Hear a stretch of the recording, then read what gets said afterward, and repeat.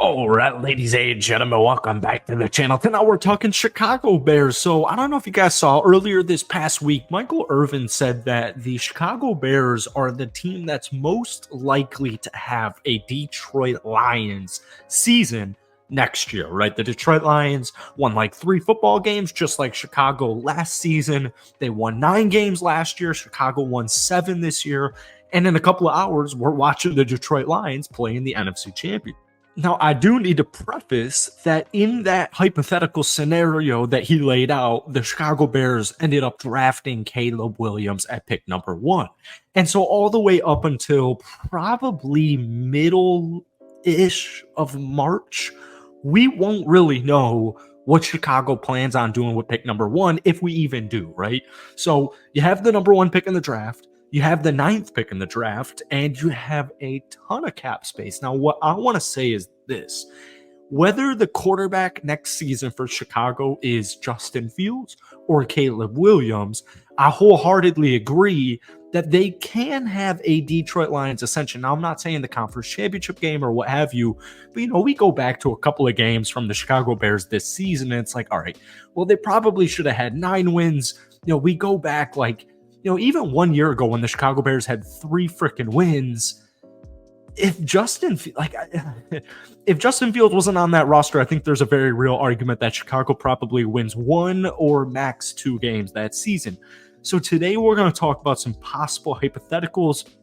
We're going to talk about why we're very bearish, geez, that's why I'm not a stock guy or a finance guy, why we're bullish on the Chicago Bears. But before we do, if you guys enjoy it, be sure to hit that like button, hit that sub button for daily NFL content, along with a couple of Bears videos every single week.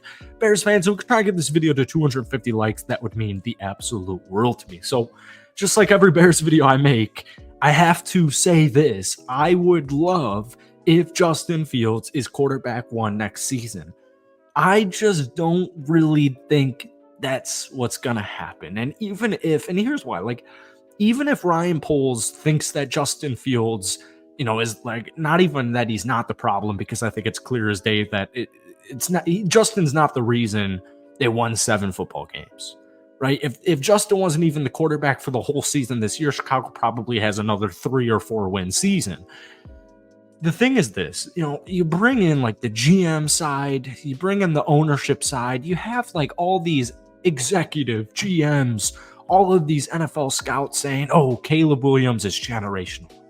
Caleb Williams is next to the perfect prospect as far as quarterbacks coming out of a draft class.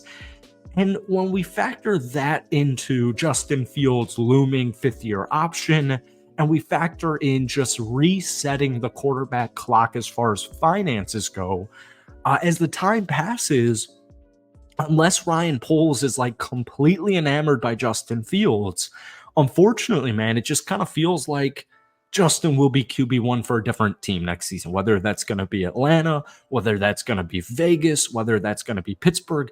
And we could sit here, and we have sat here multiple times on this channel and said, well, if Justin's such a bad quarterback, why does every team that desperately needs quarterback, why do all of their fans clearly, they would take Justin Fields in a heartbeat? But that's neither here nor there. So I saw a mock draft earlier today. I was from NBC Sports Chicago, and they had Caleb Williams going number 1, and then they had Dallas Turner going number 9. So the point is this.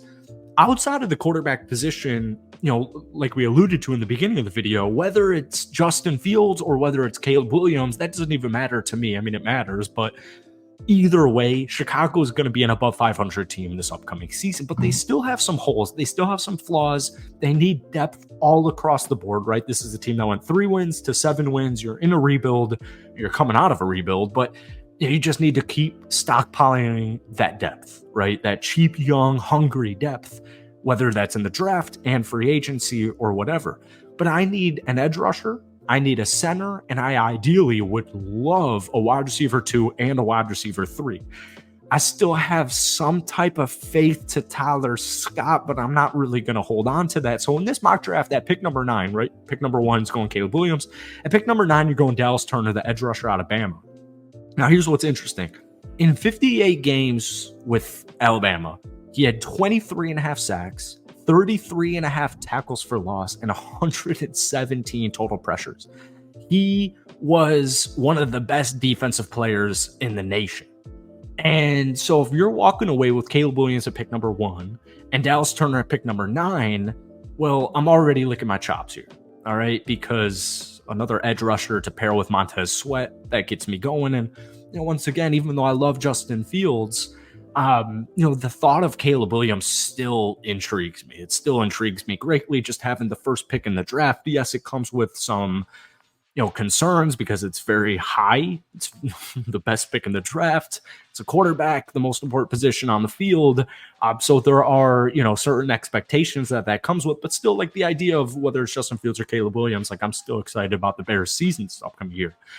They had Justin Fields and a 2025 sixth round pick get traded to New England in exchange for the 34th pick in this year's draft and then a 2025 fifth round pick. So if you're going to trade Justin Fields, as much as I would love to trade him to like Atlanta for the 8th pick, or trade him to Pittsburgh, or trade him to Vegas and get a first round draft pick, I don't know what the actual legitimacy is going to be with that, because if you're trading for Justin Fields, what are you going to do? Well, you kind of have to pick up that 5th year option, and that just means more money's on the table here. So an early second round pick kind of equates to a late first round pick. So if you're going to trade Justin Fields, if Ryan Poles does decide to trade Justin Fields, and I'm getting the 34th pick, one of the third was at the second pick in the second round of the draft, like, I will take that. I think that's very good value for Justin Fields if you do decide to trade him.